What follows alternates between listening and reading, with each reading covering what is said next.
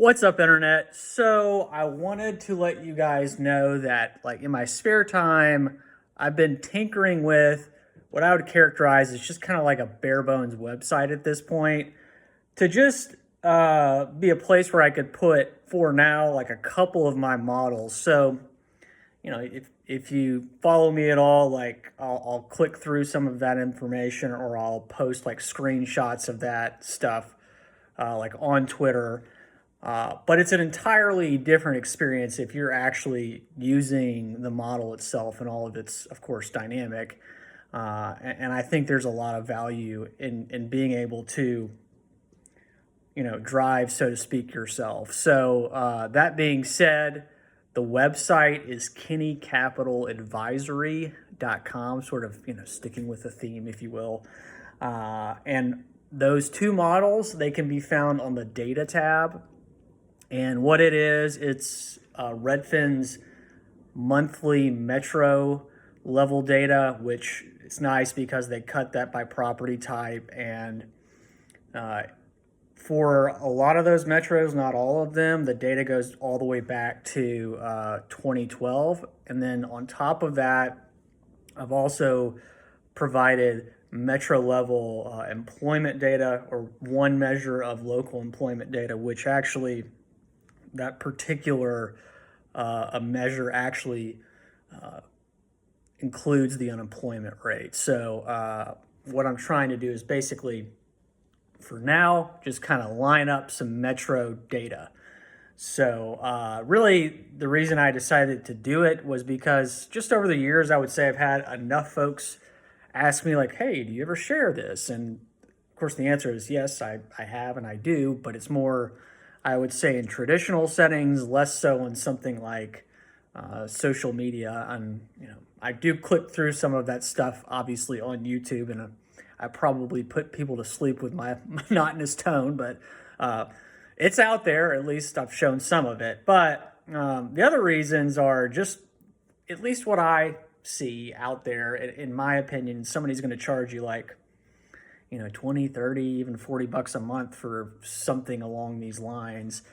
And I don't think that you should charge for it. I mean, I would say really like the real estate data. I think that that's kind of overkill. For the most part, all of that information is free. It's just a matter of like going out and looking for it.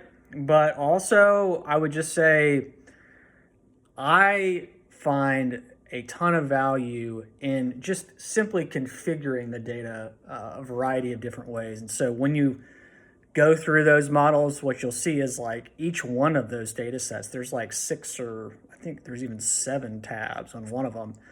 And it's just set up a little bit differently, and it's just going to, help maybe clarify some things, and make the analysis more meaningful, I would say even more efficient, and definitely more comprehensive. And you'll see, like, on each tab or visual, there's like multiple charts, and those charts can expand to full screen, and you can, use like some sliders on the X and Y axis to,